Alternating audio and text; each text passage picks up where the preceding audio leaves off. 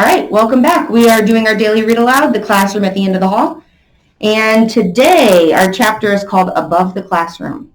The last time we were reading, we read about Rosalie and a bug in her ear. What did the bug in her ear help her do? Quentin? It helped her do math and things like that. What did it help her quit doing? Madeline? Looking at other people's pictures. Okay, good. So it helped her not cheat. All right, here we go. It was recess time for the students in the room at the end of the hall, but in the back row, Howard and Francis remained at their desks. Howard's head lay on his desktop, his right ear squished against the smooth surface. Francis's head rested on her fist, chin down, eyes closed. Her head looked not unlike a marble bust in a museum. So why were these two inside during recess with their heads on their desks? As you might have guessed, they were carrying out the famous punishment known in every elementary school across the country as putting your head down. So what crime, you may wonder, did this pair commit that deserved such a stiff sentence? Well, that morning, Francis and Howard typed a message on the computer and stored it on Rosalie's floppy disk. These are old words now, but when I was a kid and you wanted to save something and move it to a different computer, since we didn't always have the internet, it was something called a floppy disk. That was a big rectangle square thing that you'd stick into your computer. All right, so they saved something on a floppy disk. Afterward, Rosalie, who had recently lost 2 front teeth, came to the computer, inserted her disk, and read the message that appeared on the screen. Hello, jack-o'-lantern mouth.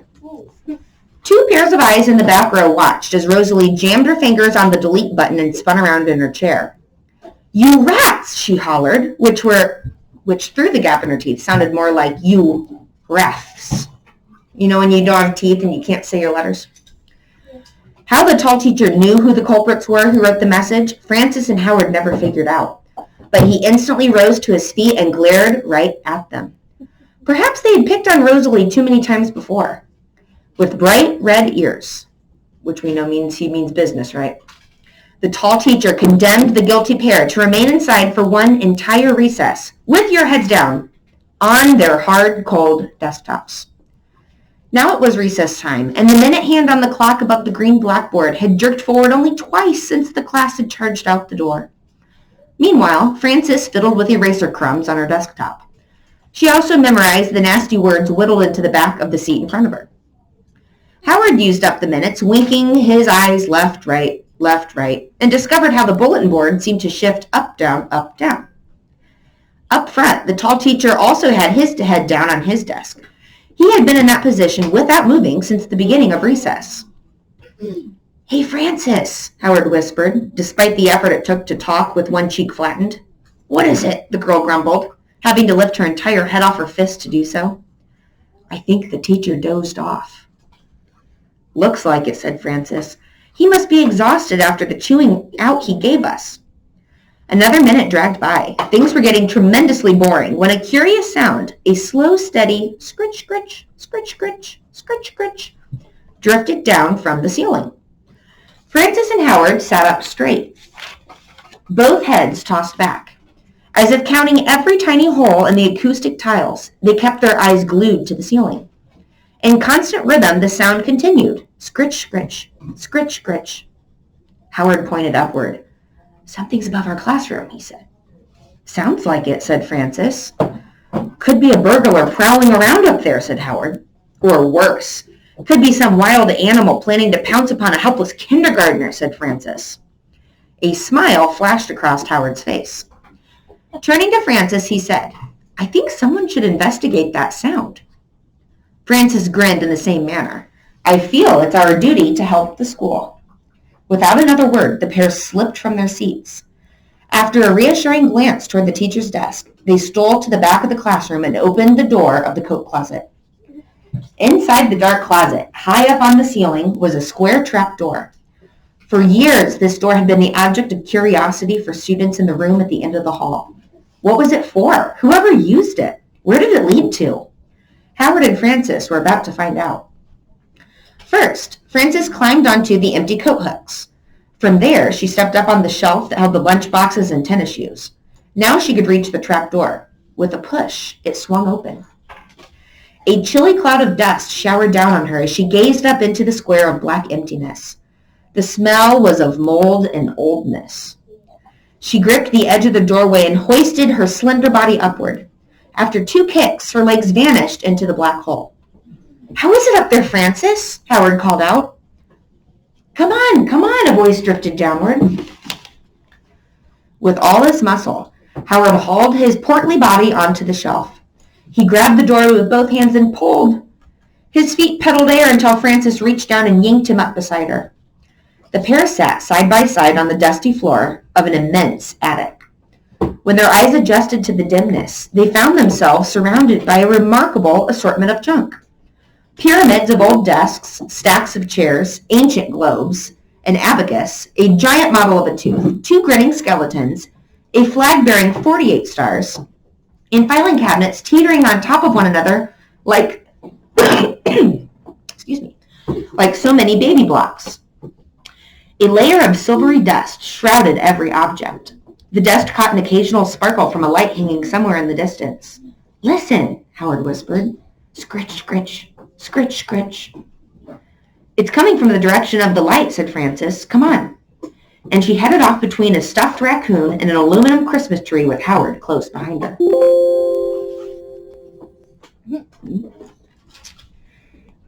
The 2 explorers made their way past stacks of old books.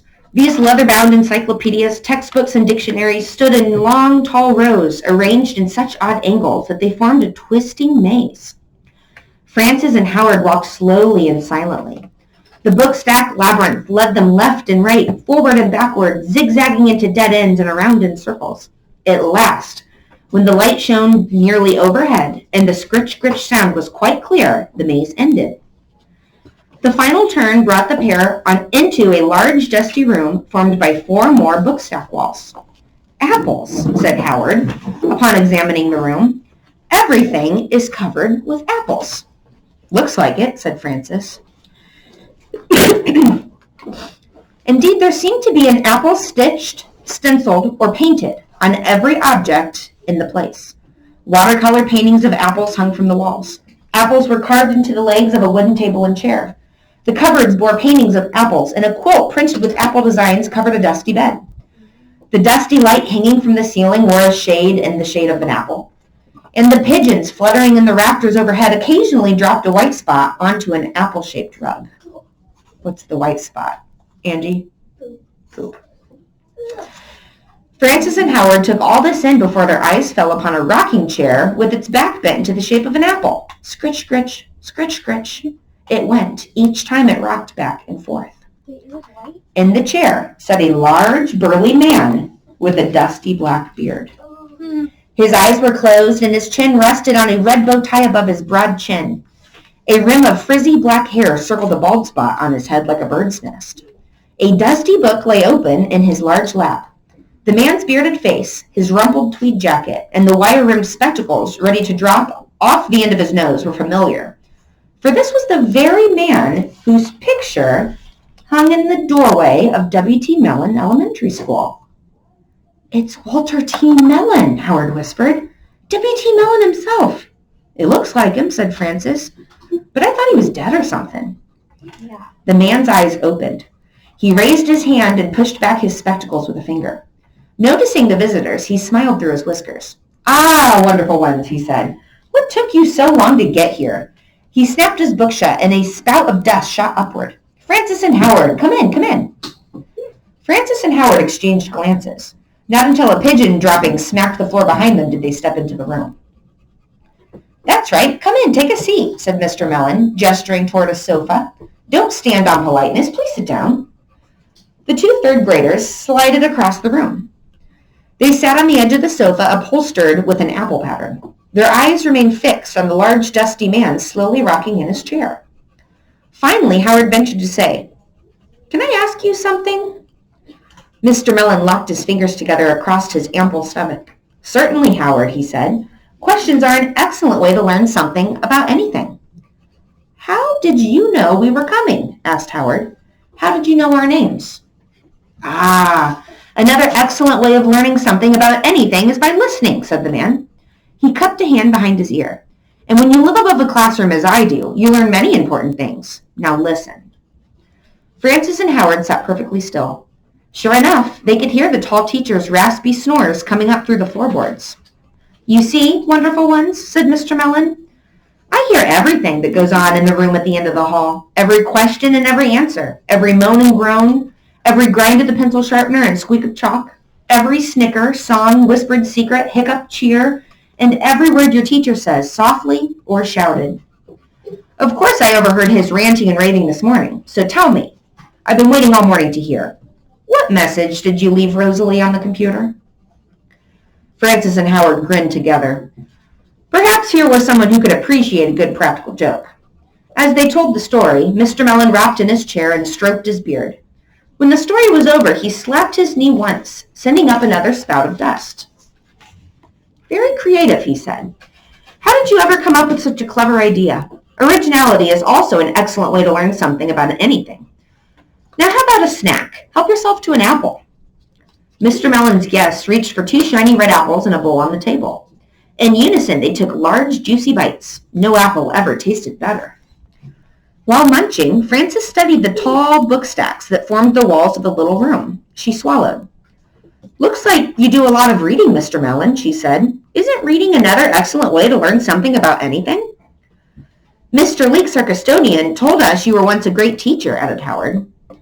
Mr. Mellon's smile doubled in length. Once a teacher, always a teacher, he said.